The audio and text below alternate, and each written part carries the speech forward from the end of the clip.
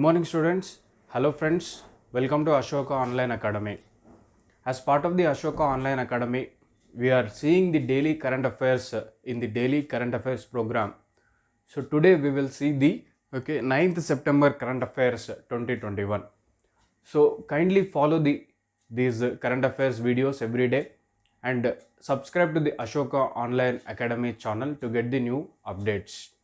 Also, just have a look at the Ashoka Online Academy app from the Google Play Store and just try to know what are the courses present there, and if you like any course, you just subscribe it. We are providing very good quality content with a very low price because of the corona situation to the students. So kindly utilize these opportunities, and we are providing very good content that is useful for all type of competitive exams in India, especially with the focus on the Telangana State Public Service Commission related examinations. So thank you friends. Subscribe to the Ashoka channel and let us start this particular daily current affairs program in the Ashoka Online Academy. So today we will discuss about some very important topics like National Clean Air Program. National Clean Air Program. Then after that we'll try to understand about what is this National Clean Air Program, why it is in news, what are the 122 cities identified by Government of India. In that 4 are there in Telangana state. What are those Telangana states under this program? We will discuss that. After that we will see the Indian economy, agriculture related topic, Agriculture Infrastructure Fund created by the central government. It's a very important topic and useful topic. Understand this. Then after this we will see national database on Indian farmers. So the central government is creating a national database on Indian farmers. So what is that database, how it will be useful, we will see. Then after this we will try to understand PMGDISHA program. What is this program, who will implement it, what are its uses. So then we will see the Manda buffalo of Odisha, recently declared as a unique breed of buffalo in India. So what is it, why they declared it, who declared it, where it is present, what is the importance of that area where it is present, we'll discuss. So these are all prelims related topic. I also discussed 2 prelims questions from these topics. So let us start our discussion. Ashoka Online Academy Daily Current Affairs, National Clean Air Program. National Clean Air Program. So what is this National Clean Air Program? If you just see the wordings, clean air, providing clean air at national level is the goal of this particular program. So National Clean Air Program, you need to provide the clean air to the citizens of India free of pollutants, so that their health is safe and they do not have any problems related to the air pollutants. So understand this very clearly, and understand one more thing also. In Indian Constitution, under fundamental rights, Article 21, that is right to life, the Supreme Court interpreted that right to clean environment is part of right to life of Article 21. Right to clean environment is part of right to life under Article 21 of Indian Constitution. That means the state or the government should provide what you call a clean environment. So as part of this, we are having a program, National Clean Air Program. So when it is launched, remember all these points are very important. 2019 it is launched by Ministry of Environment, Forest and Climate Change. Now, who will implement this particular program? CPCB, the Central Pollution Control Board, will implement or execute this particular program. Understand that very clearly. So what is this CPCB, Central Pollution Control Board? Understand this very clearly. This is created under Water Act. Water Act, Prevention and Control of Pollution, Water Act, passed by Indian Parliament in 1974. Then understand that CPCB is a statutory body. That means it is created by the Act of Parliament, that is Water Prevention and Control of Pollution Act 1974. Understand that very clearly. Central Pollution Control Board. And this particular CPCB, it will work with the state pollution control boards at all the states, present in all the states in India. Remember this much, understand this. Many times they asked this question. CPCB is created under which act? Water Act 1974. But understand one more thing also here very clearly. The Environment Protection Act 1986, it gave more powers to the CPCB, Central Pollution Control Board. Understand this very clearly, okay?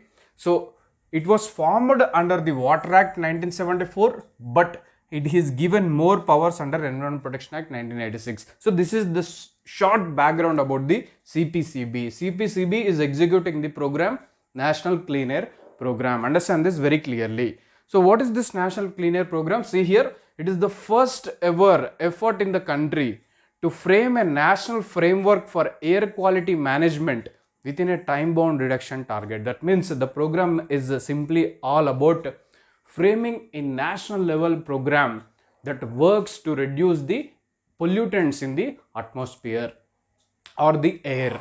So this is how it is, in a time-bound manner, with specific targets.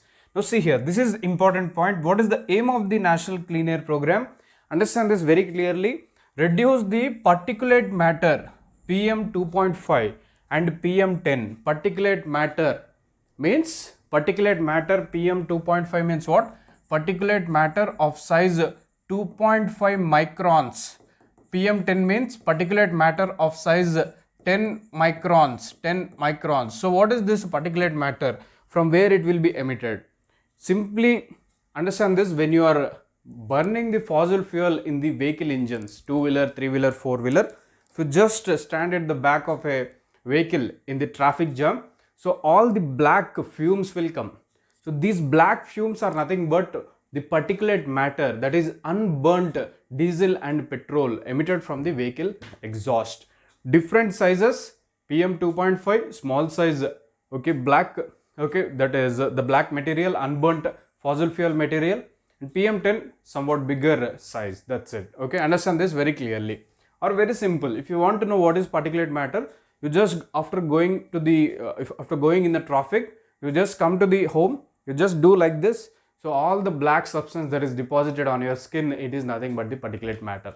It is the unburnt, okay, what you call the, okay, the vehicle, okay, exhaust in the form of fossil fuels. It aims to reduce the particulate matter PM 2.5, PM10 pollution by 20 to 30% in 122 cities by 2024, with 2017 as the base year for comparison.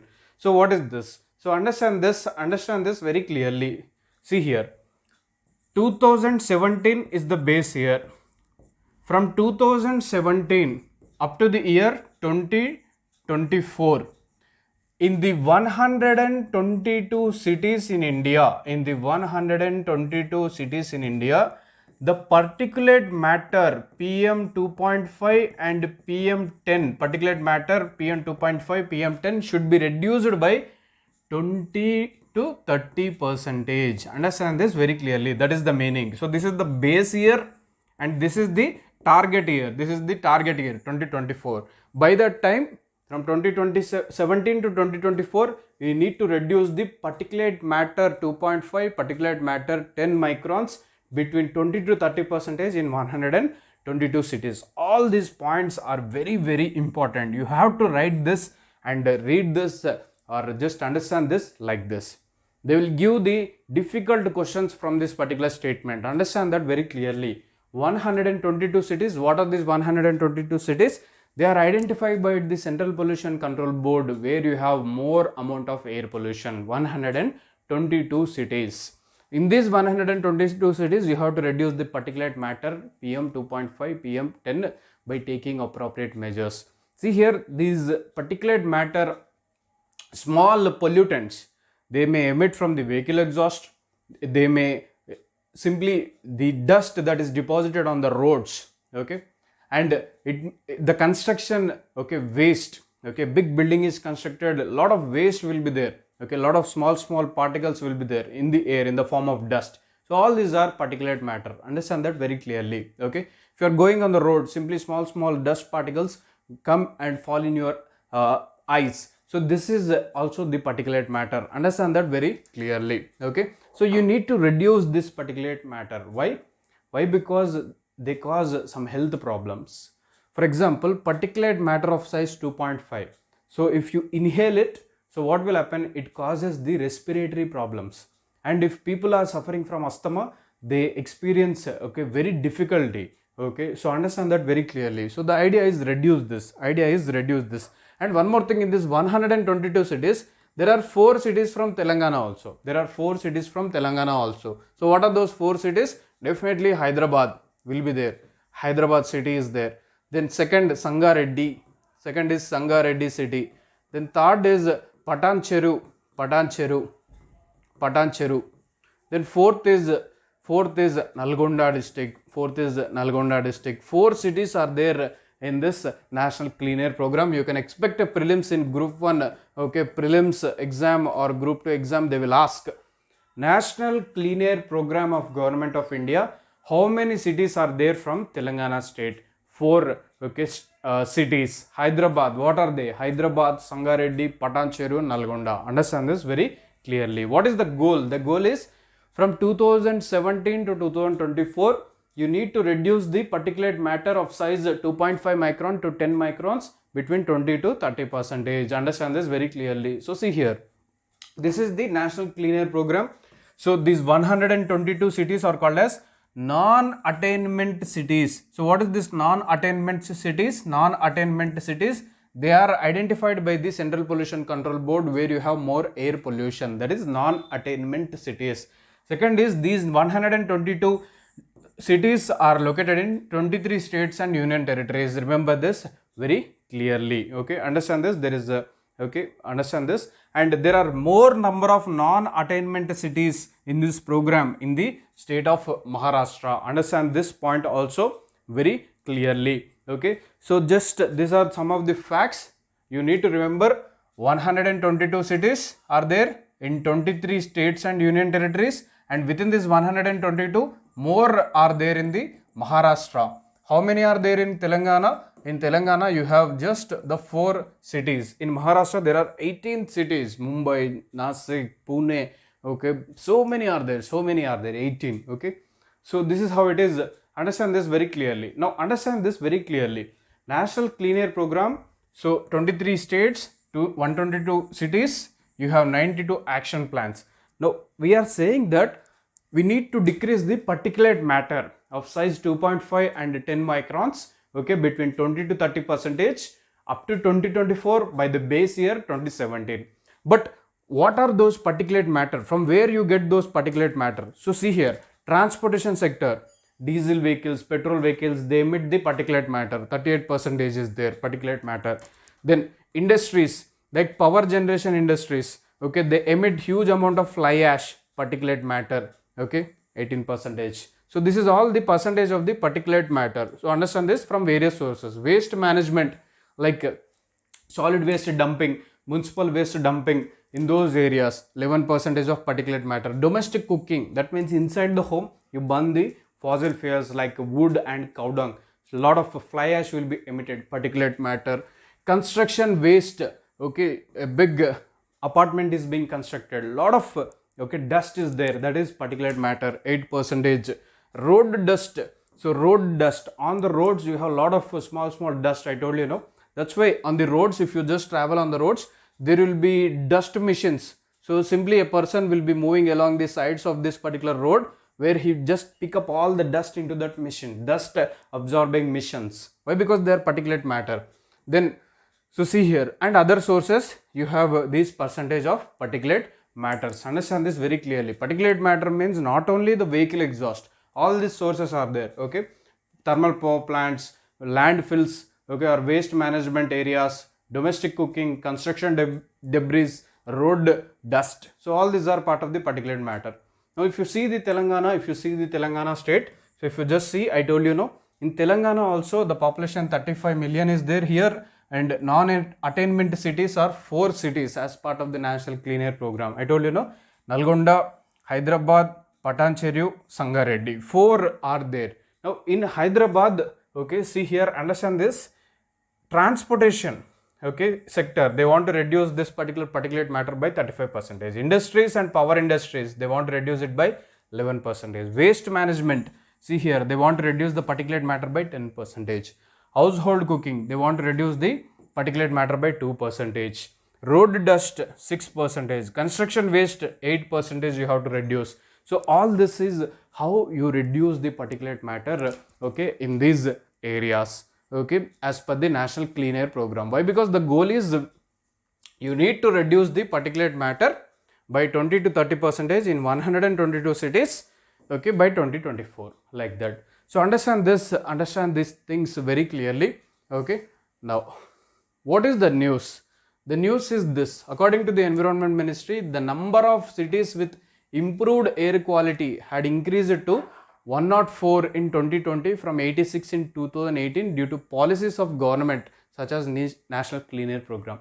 The news is that because of the National Clean Air Program in the 122 cities, appropriate steps are taken, okay, to reduce the particulate matter, and that is what it is, okay. So see here, under NCAP National Clean Air Program, 122 non-attainment cities have been identified across the country based on air quality data from 2014 to 2018 by CPCB. So understand this very clearly. So city specific action plans were prepared and State Pollution Control Board monitor the air quality in the city. So understand this very clearly. So nothing much is there here, okay. So it's a prelims article. So let us understand one let us understand the previous question asked in the UPSC from this area. So see here, what is that previous question? Just have a look at here, you will understand. So see here, so this is 2018 prelims question asked in UPSC. So what is this question? How is National Green Tribunal different from the Central Pollution Control Board? Understand this very clearly. See here, NGT we have discussed it in the last video. Just 2 days back I have discussed about the NGT Act 2010. Just in the thumbnail itself it is visible, go and see it. Very good explanation I have given from the mains point of view. National Green Tribunal established by an act, okay, yes, NGT Act 2010, whereas CPCB created by executive order of the government. CPCB is also created by act. So how CPCB is created? CPCB is created by Water Act of 1974, right? It is not created by the executive order. So this is wrong. So this statement is entirely wrong. The NGT provides environmental justice, helps reduce the burden of litigation in the higher courts, whereas CPCB promotes cleanliness of the streams and wells, that is rivers and lakes, and aims to improve the quality of air in the country. Just now we have seen CPCB is implementing National Clean Air Program. This is right. So first statement is wrong, second statement is right. So obviously which of the following statements are correct? Only 2 is correct. So this is, he's asking the difference between NGT and CPCB. UPSC will ask such a difficult questions. You need to have the full-fledged knowledge about a particular single topic to clear the UPSC exam, whether it is prelims, mains or interview. So that is what the UPSC is all about. So understand this very clearly. Without that, it is highly impossible to clear this particular exam. So understand this very clearly. Okay. So, okay. So let us understand the next topic. Let us understand the next topic, that is the Agriculture Infrastructure Fund. So this is also prelims topic. So today all the topics are prelims only. So see here, Agriculture Infrastructure Fund. In the name itself it is there. There will be a fund. So how much it is? 1 lakh crore rupees. 1 lakh crore rupees. So this fund, it is useful for development of agriculture related infrastructure in India. So what are they? They may be it can be a cold storage unit. Or simply it is a godown. Okay, to store this particular what you call the food grains. Or it can be a food processing unit. agriculture infrastructure, food processing unit. Understand this very clearly. Okay, then it can be what you call biofuel generating unit, biofuels generating unit, that is from the agriculture waste you generate the biofuel generating unit, or it can be a gobar gas generating unit, it can be a gobar gas generating unit. Okay, then infrastructure. Okay, it can be a entire agriculture market, it can be an entire agriculture market, or it can be simply a agriculture startup, it can be simply a agricultural startup. So all these are part of agriculture infrastructure only. So what the agriculture infrastructure fund will do, it will provide the money, 1 lakh crore is allocated for this fund, and that fund is provided to the farmers for development of the infrastructure. So see this particular agriculture infrastructure fund. So it is created in 2020 by the government of India. It is created in 2020 by government of India and through a central sector scheme, that is agriculture infrastructure fund scheme. Okay, so see here, the duration of the scheme is 10 years. 10 years. So remember this, from the financial year 2020 and up to the financial year 2029, up to the financial year 2029. So 10 years, okay, you have this particular fund, okay, in, okay, what you call in implementation at the national level. Understand this very clearly. So what is this? Agriculture infrastructure fund is a medium and long term debt financing facility. That means they will give the what you call, okay, the money or the loans for investment in the projects for post harvest management infrastructure and community farming assets. I told you, post harvest management infrastructure, that means after the production of crops, that is called as post harvest. Okay, what you do with that crops? Food grains are produced. Now you just need to go and store them in a safe location in the godown. Okay, then fruits are produced, you need to store them in a safe place called as cold storage. So that is post harvest management infrastructure and community farming assets, maybe a big shed for entire village to store the food grains. Okay, so that they will sell it to the FCA authorities. Okay, why? Because they have MSP. So that is post community farming assets. So this medium and long term debt financing is provided, okay, to the farmers through interest subvention and credit guarantee. What do you mean by that? You get the loans from this particular agriculture infrastructure fund at a very low interest rate, and that interest will be subvention. It will undergo subvention. That means if you just pay regularly, okay, return the amount regularly to the what you call taken loan, you get some extra subvention. That means less interest will be charged on the people, and credit guarantees provided by the central government, okay, to the people who took this particular loans from the agriculture infrastructure fund. So that is the meaning there. So understand this very clearly. So see here, agriculture infrastructure fund aims at bringing the farmers, agri-businesses together with new partnership models emerging for the creation of distributed infrastructure near farm gate in hub and spoke model. So what is this? So understand this very clearly. So this is how it is. So see here, there are two people. One person is a agriculture entrepreneur. One person is an agricultural entrepreneur. That means he recently started the agricultural business. Understand this very clearly. Other are group of farmers present in this particular village or the city. So these are all group of farmers. So agriculture entrepreneur, he is staying in the city or urban area, and this group of farmers, they are located at a distance of 150 km away from the city in the what you call village area. So this fund aims at bringing the farmers and agri-businesses together with new partnership models. So how it will be? As part of agriculture infrastructure fund, the farmers are there and agriculture entrepreneur is there. So what farmers will do is that since distance is long, okay, they take the loan from agriculture infrastructure fund and they create what is called as cold storage facility near to this particular village. And this agriculture entrepreneur will just pick up this particular whatever they produce, okay, fruits, vegetables from this cold storage facility. So what is happening here? Although the distance is long, because of the presence of cold storage facility created by Agriculture Infrastructure Fund, the farmers will able to store their fruits and vegetables in the cold storage unit, and the agriculture entrepreneur over a period of time, he will come here, take the produce, go to the city and sell it in the market. So here it is, what is happening, it is benefiting the farmers, food is not wasted, okay, and it is also benefiting the agriculture entrepreneur in the city, and customers are also benefited through this model.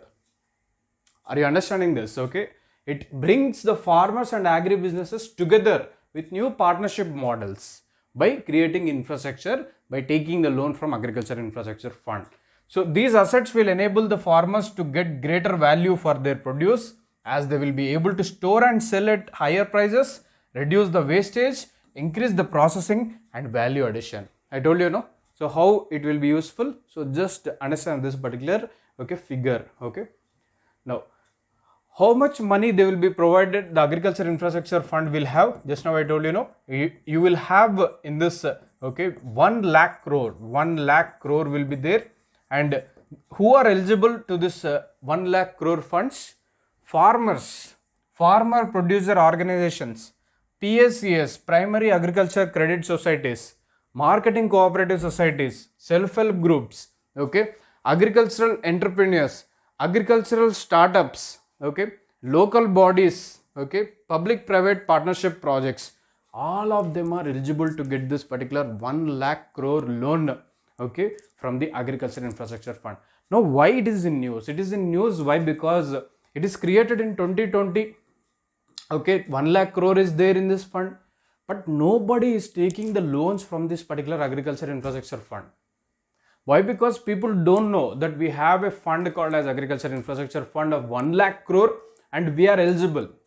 People don't know, there is no awareness, and state governments are also not creating any awareness to the farmers. Now in this video, how many you are watching this particular video, you might be belongs to a farmer family. Do you know about this Agriculture Infrastructure Fund created by the central government? Definitely no. So understand this very clearly. So 1 lakh crore is there and 10 years validity is there, but nobody is taking the money. So yesterday the central government, the agriculture minister and prime minister, they requested the states to create awareness in the farmers, that you please create awareness in the farmers and farmer producer organization. That means 2 or 3 farmers, they form a group and produce some vegetables and what you call fruits called as farmer producer organization. You have this money, it is nobody is using it. Please apply for this particular money in the form of loans. Go to the banks, apply there. Then we will provide the loans. With that loans, you construct the what you call food processing unit, you construct the cold storage unit, you construct the what you call safe place for storing the food grains. All this you can do, but there is no awareness. Simply nobody is utilizing the funds, and the funds are lying idle. And that's why yesterday the agriculture minister and the prime minister requested all the states to create the awareness in the farmers that you have a fund, you can go and take the loans from this particular what you call Agriculture Infrastructure Fund, and you can just go for creation of agriculture post harvest infrastructure and benefit both to you and also the people in this particular country, and farmers will get good value with that. So many people don't know about this. Then what is your goal? Everybody seeing this video, if you have any farmer, your friend, relative or grandfather, father, you just inform to that particular person that you have Agriculture Infrastructure Fund. Go to the nearest bank and you just ask the bank officials that you have agriculture fund, we want a loan from this particular agriculture fund provided by the central government, and you can take the loan and do the things. Create awareness. Whoever seeing this video, please create awareness. Why? Because the fund is created for the welfare of the farmer, and you yourself are an agriculture entrepreneur having a small startup like a sheep farm or a goat farm. You go and ask the what you call bank officials, I want a loan from this particular thing, what are the modalities and all these things, rules and regulations.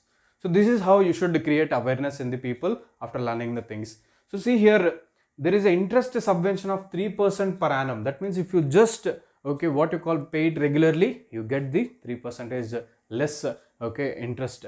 And there is a credit guarantee up to 2 crores. That means, for example, 1 lakh crore is there, a self-help group got the loan of what you call 2 crores from a bank.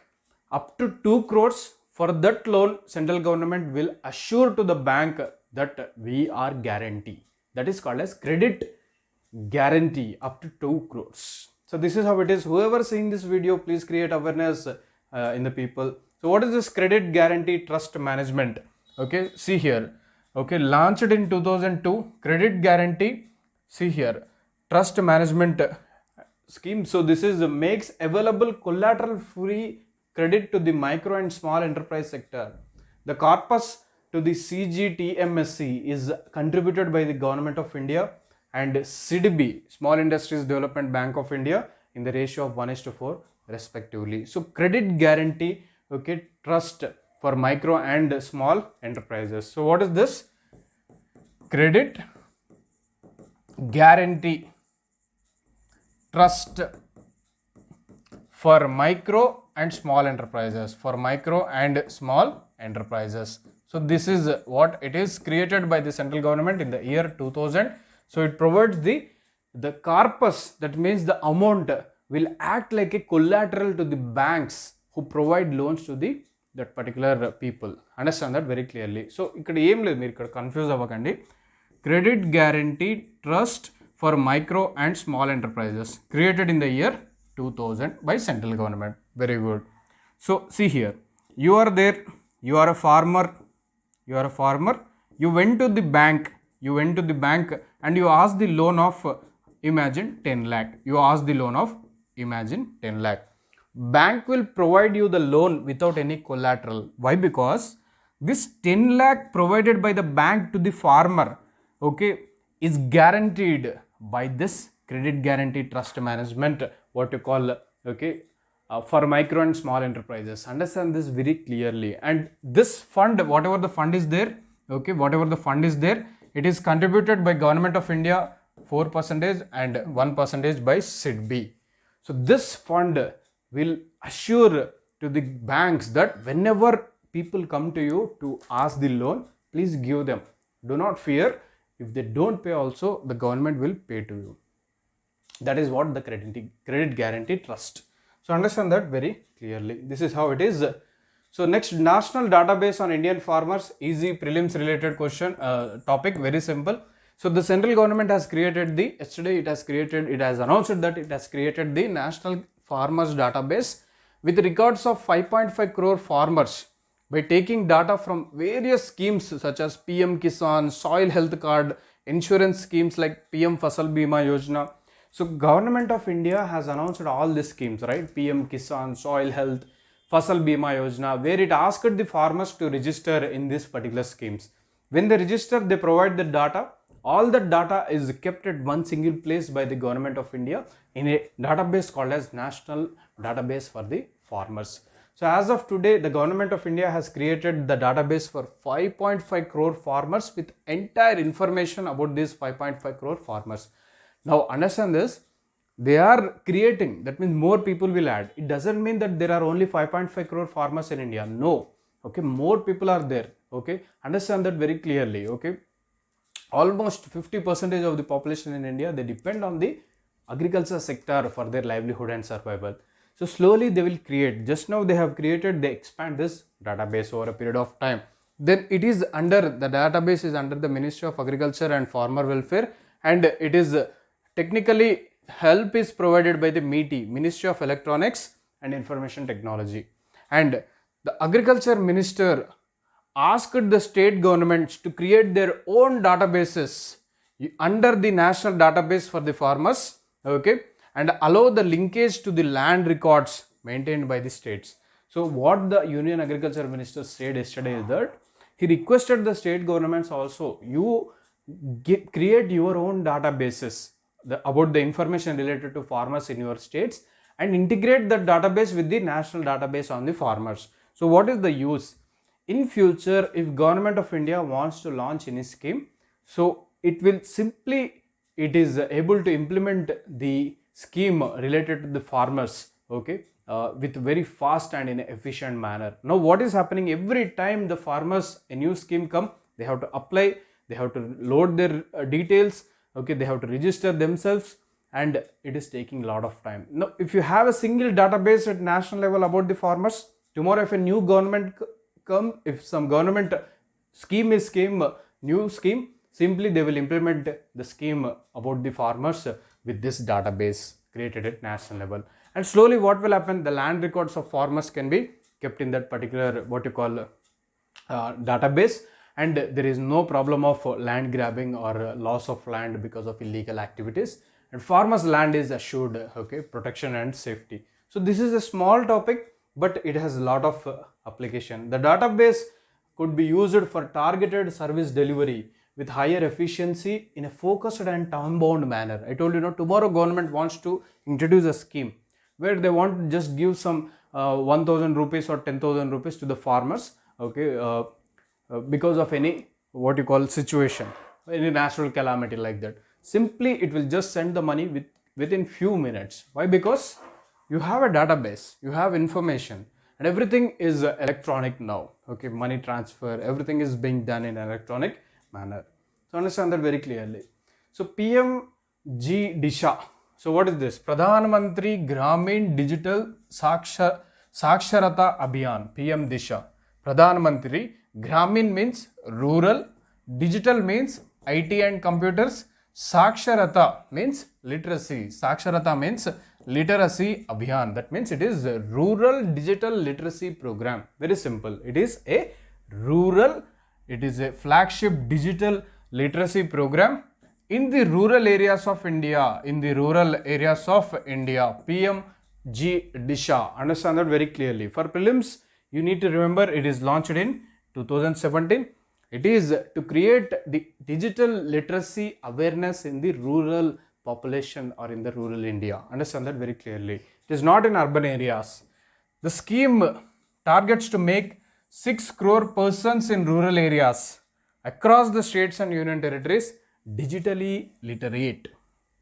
Understand that? That means they will train on how to use the computer, how to apply for various schemes, how to apply bank account online, how to apply for PAN card, Aadhaar card, passport and other digital services online. Why? Because now everything is digital. You need to have digital literacy or digital knowledge, and reaching to around 40% of the rural households by covering one member from every household in the rural areas. So understand this, in the rural areas. So see here, India is there. So in India, 68% of the population, they live in rural areas, 32% they live in urban areas, and within this rural population, what they are saying, around 40%, every household is there, in that at least 1% person should have digital knowledge or digital literacy, so that they will get the benefits from the government of India, like that. Understand that very clearly, okay? So digital literacy is very, very important. Why? Because see here, farmers in rural areas, imagine a farmer in rural area do not have any digital literacy. How if a new scheme comes where simply the scheme need to apply online and he will get the benefits from the government of India. He don't know how to use the computers and all those things. But if any one person from his house is having digital literacy or digital knowledge, or how to use the internet, computer, and how to apply the for this scheme, then on behalf of that particular person, the farmer, he will do it and he will get the benefits. The farmer will get the benefits. That is the idea here. Very good scheme, very good scheme. So who will implement this? Common service centers will implement this particular PMGDISHA program, Rural Digital Literacy Program. So common service centers, they are created under MeitY, Ministry of Electronic IT Information Technology. So this common service centers, they are created in 2006 as part of National E-Governance Plan. Remember this. So what the common service centers will do? Okay, simply what it is like a Me Seva Kendra. It is like a Me Seva Kendra. Me Seva Kendras are nothing but the digital common service center, where you go to the Me Seva Kendra okay, and avail different types of digital services. That is called as common service center. Okay, these common service centers, they are very much famous in the rural areas. In rural areas, there will be one common service center where you have computers, laptop, internet connection, power connectivity, all these are there. Simply farmers will come, and if he wants to apply for any scheme, he will apply via common service center. If he wants to communicate with a doctor regarding a health problem, he will go to the common service center and he can avail the telemedicine services or e-health services like that. Okay, so understand this very clearly. Common Service Center 2.0 is launched in 2015, where it will be integrated that all the Gram Panchayats in India, 2.5 lakh Gram Panchayats in India, will have a common service center with a high-speed internet connection under the Bharat Broadband program. Under Bharat Broadband or Bharat Broadband program or Bharat Network program. So understand this very clearly. Small topic, simple topic. Now Manda buffalo, Odisha. So what is this Manda buffalo? Understand this very clearly. So just yesterday, the Manda buffalo, okay, is recognized as a unique breed of buffalo by National Bureau of Animal Genetic Resources. So National Bureau of Animal Genetic Resources, it works under Indian Council of Agriculture Research, and this in turn is working under the Ministry of Agriculture and Farmer Welfare. Ministry of Agriculture and Farmer Welfare, National Bureau of Animal Genetic Resources. So this National Bureau of Animal Genetic Resources, it recognized the Manda buffalo as unique buffalo in India. So it is located in Eastern Ghats of India, especially in the Koraput region of Odisha. You can see the Manda buffalo.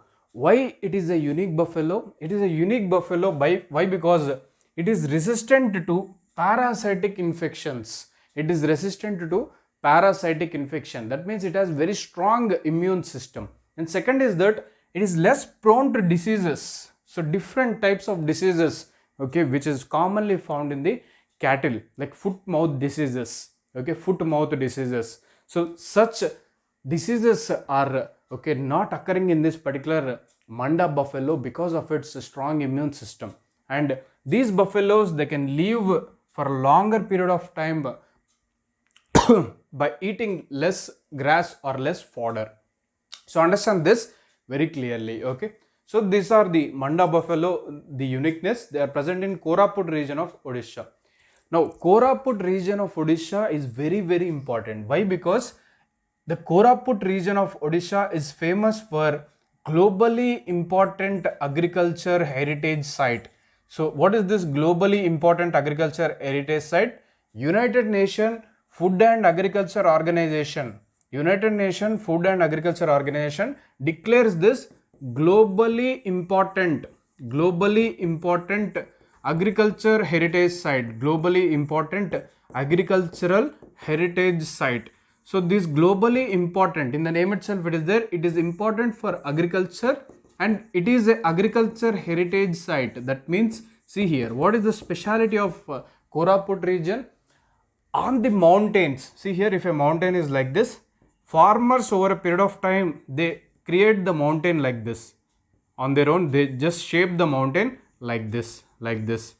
And what they will do, along these particular places, okay, see here, this is the mountain. So this is the mountain they created like this. So along this particular, okay, gaps, they grow the agriculture, they go for the cultivation of the crops. So like this, farmers over hundreds of years in Koraput region of Odisha, they transformed the mountains, like a big mountain is transformed like this, and in these places, okay, in these gaps, they go for the, what you call the cultivation of the crops. So this is the Koraput, globally important agriculture heritage site is there in Koraput region of Odisha, and there you have the Manda buffalo also. Understand this? Globally important agricultural heritage sites are declared by UNFAO. There are 3 globally important agricultural heritage sites in India. In that, one is in Koraput region of Odisha. Koraput region, what is the importance? Mountain. They will just do agriculture like this by transforming the mountain like that. So one is Koraput region, this you understood. Second is what you call Kutanad below sea level forming, okay, in Kerala. Kutanad below sea level forming area in Kerala. Okay, then third is the Kareva region of Jammu and Kashmir. Kareva region of Jammu and Kashmir, which is famous for saffron cultivation. So all these are three important or three globally important agriculture heritage sites declared by UN FAO. Understand this? And Koraput region, it is in news because of Manda buffalo. But Koraput region has got other importance at the global level. So that I discussed in the class. So understand this very clearly. Let us see the question. So see here. The FAO, Food and Agriculture Organization, creates globally important agriculture heritage sites to traditional agricultural systems. What is the overall goal of this initiative? So this question is asked in the 2015 prelims paper. So see here, it is related to the Koraput globally important agriculture heritage site. To provide modern technology, training in modern farming methods, financial support to the local communities of identified GIHAs, so as to greatly enhance their agriculture productivity. They are naturally created agricultural heritage sites. Understand this very clearly. Okay, there is no need of applying modern technology. Already they are having the indigenous technology. Identify and safeguard eco-friendly traditional farm practices and their associated landscapes, agricultural biodiversity, knowledge system of local communities. Yes, definitely right. To provide geographical indication status, GI status, to all the varieties of agriculture produce in such identified globally important agriculture heritage site. That means a globally important agriculture heritage site lo em produce aina kuda vaatannitiki geographical indication tag ivvali antundi. No, this is not wrong. When 3 is wrong, this will go, this will go, this will go. It is already a traditional agricultural site. No need of applying the modern science and technology things. Why? Because they are more advanced. A big mountain is carved like that by people from last 100 years. There is no technology, but still people are able to do that. So this is also wrong. So answer is 2 only. So this is the 2015 question. Just pause the screen and once again write this question. You will understand the things. So thank you very much. This is the topics we have for today. Very important topics for prelims point of view. Please support us. Please support and motivate us so that we come out with a very good content for you guys. And I already told you, every day morning you get a video in the Ashoka Online Academy. Please subscribe to it. Please press the bell icon for the notification. By the time of evening, you get the PDFs in the Telegram groups and the WhatsApp groups of the Ashoka Online Academy. The description will be provided under the video links. Please watch the video. Why? Because there will be analysis content. And just take the printout of the PDF, that 10 or 15 pages. So thank you very much. Have a nice day. Okay, thank you for your cooperation and support. So don't waste the time. Please continue with your studies. All the best.